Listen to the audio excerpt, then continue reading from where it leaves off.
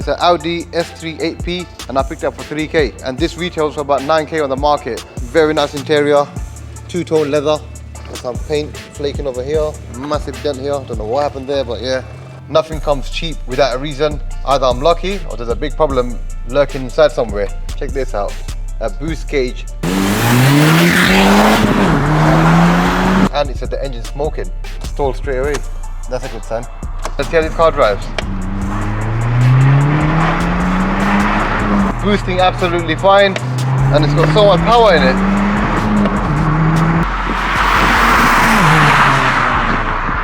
So I know there's something hidden in it, 100%. I've not spotted any faults in this car yet, as of yet, and I've literally given it the beans. That's surprising. Look what we got here. The car doesn't even have intakes on it. It's a stock piece straight away. You got something going on over here. So we'll be changing those. The car's not running well. Must have missed something. And if they go, it causes a major problem on cars like this.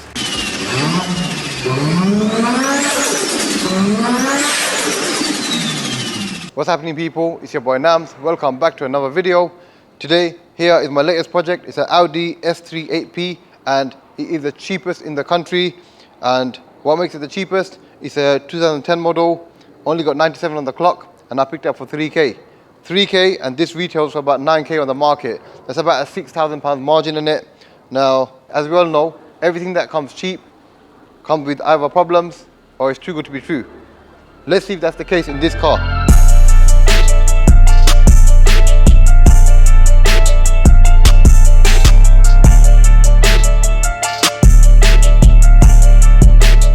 Audi S3 8P. I absolutely love these. If you guys know me from many years back, I had a 2-litre TFSI GTI Mark V, which is basically the same engine. Well, on my GTI, I had an AXX engine in it, and I done a conversion to a CDL engine, which is basically what this car has, and a KO4 turbo conversion. And that was rapid. Like, when I say rapid, it was 370 bhp, and at the time, E92 M3 just came out, I believe, and trust me, compared to those, I was giving them a run for their money. But anyway, let's have a look around this car and see what he's saying. Look at that, very nice interior, two-tone leather. It definitely needs a bit of TLC, as you can see. Bumper, some scratches on there. But I mean, for a car that's what, 13 years old, can't really complain, can you? Got some paint flaking over here. And a big, massive dent here. Don't know what happened there, but yeah. Let's jump in and have a look. Now, as you guys know, with any projects, nothing comes cheap without a reason. There's probably a reason why I bought this car for 3K and it sells for 9K on retail. That's a 6K margin. And yeah, either I'm lucky or there's a big problem lurking inside somewhere. Let's have a look. This is a 6-speed manual gearbox. It's got the Audi navigation system as well. It's very nice, and I love this. Check this out. A boost gauge with the car. Amazing stuff. So that tells me this car is definitely tuned up to some sort of extent. Oh, just notice as well, it's got Bose speakers. So it's a 3-door car. Looking good, looking good. Now let's have a look at the dashboard. Now the engine at the moment is idling perfectly. There's no fluctuations or anything like that.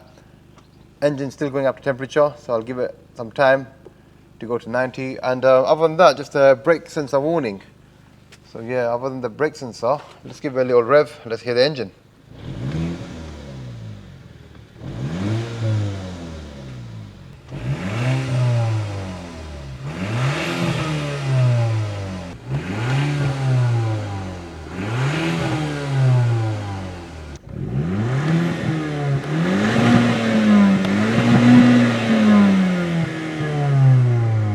So I'm just going to give the car some time to warm up. In the meantime, I'll just talk through the car. Nothing, as I said before, nothing comes cheap without a reason. This car is 3K. The report on BCA actually said that this car's got red alerts on it for the engine running, and it said the engine's smoking. I'm going to get on the road now, go for a test drive, see how it's driving. Engine sounds pretty healthy. I've checked the oil level and it is on maximum at the moment. So I'd say it's safe to hit the roads and check this car out. Let's go.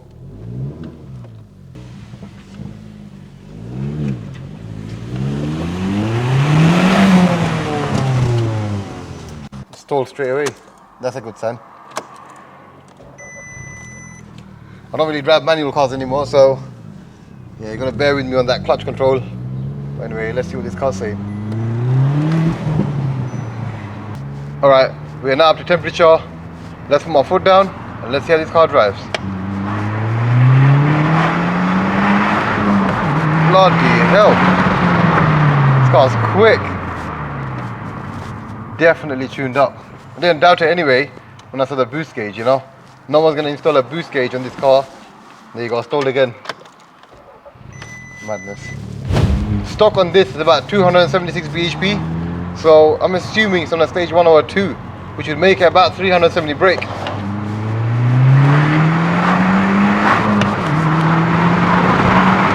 Bloody heck.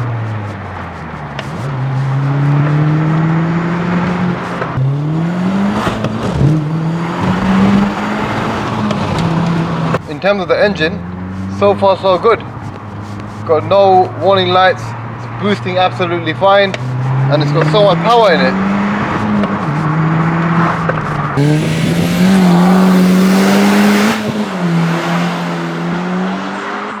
I'm yet to find out the issue of this car, because I know there's something hidden in it, 100%. And if there isn't, call me lucky.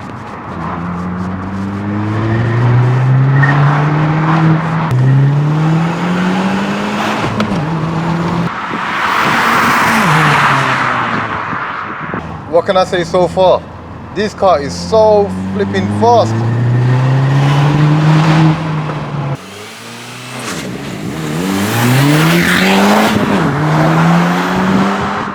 I forgot how 370 brake feels like, so I couldn't tell you whether it's stage 1 or stage 2 right now. So I guess we're going to get this car on the dyno and have a look. Who knows, maybe in part 2 of this video. So what do we have so far? Just a very good running Audi S3, that's all I got, and a bit of clutch burning smell. Other than that, I've not spotted any faults in this car yet, as of yet, and I've literally given it the beans. So let's pull this car into the workshop, up on the ramp, and let's have a look. Let's see if we can find anything underneath the car, or under the engine.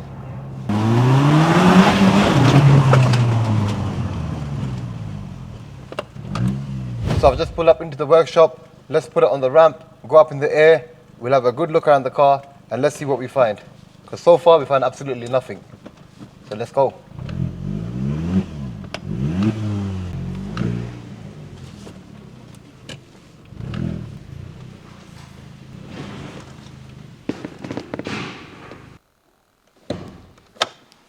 Alright, let's have a look. That's surprising. Look what we got here. Gonna need to get one of these because that's clearly snapped up from here. Why? I don't know. I'm surprised to see the car doesn't even have intakes on it. It's a stock airbox on it at the moment. Can you get stage 2 out of a stock airbox? Yes, you can, because it just really needs the decat downpipes to go to stage 2. So I'm yet to log this car to find out what kind of power it's running. And of course, I'd like to do a dyno run as well in one of the next parts. But yeah, let's have a look at the oil and start from there. Let's have a look.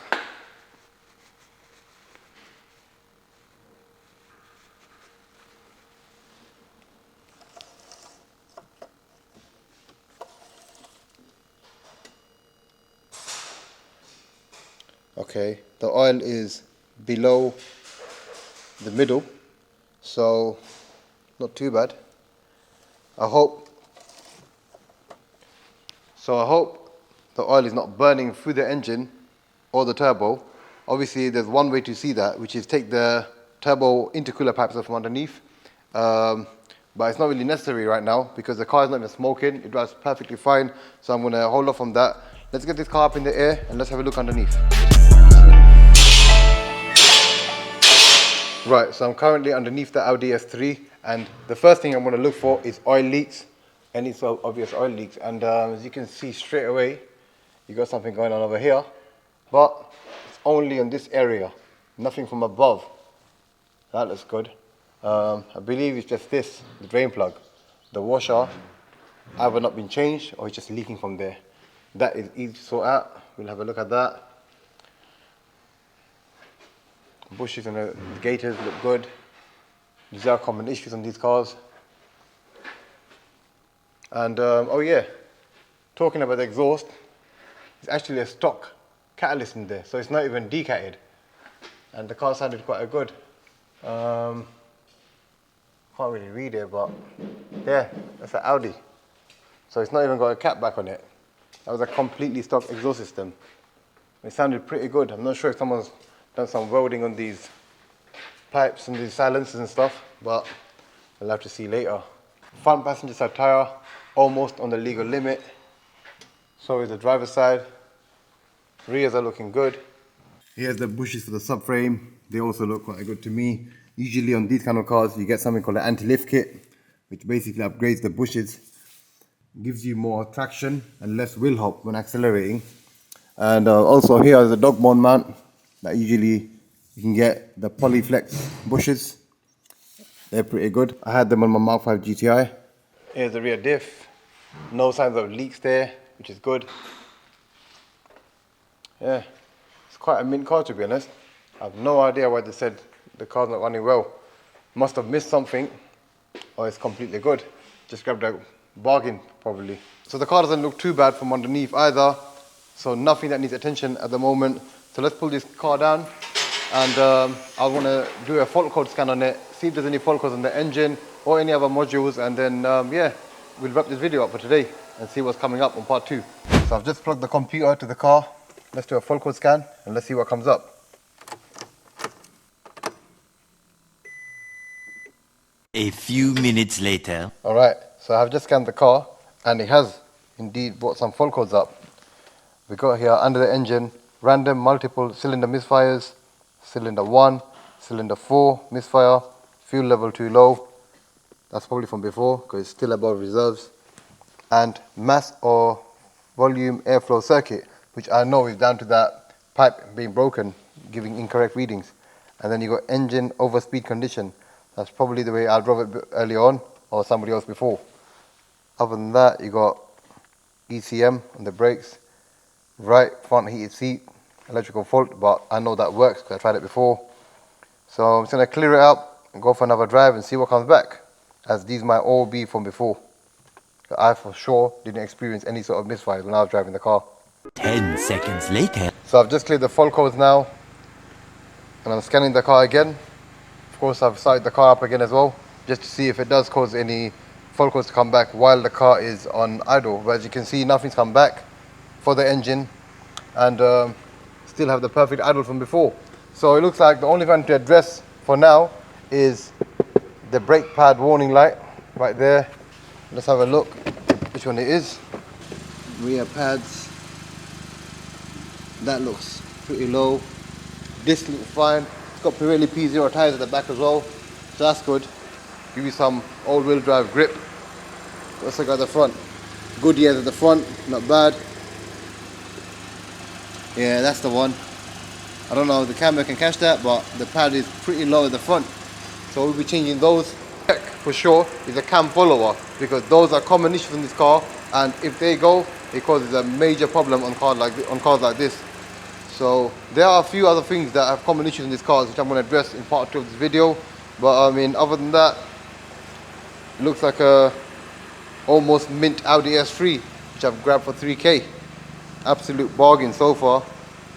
Also, I've only driven it for about 2-3 miles. You never know, after about 10, 20, 30 miles, other problems can present itself as well. So we'll have to see.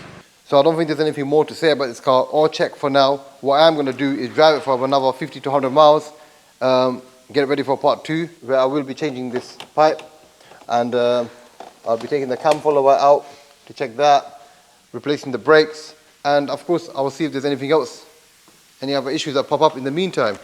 But that's about it for part 1. Thanks for joining me on another video. This is Nams.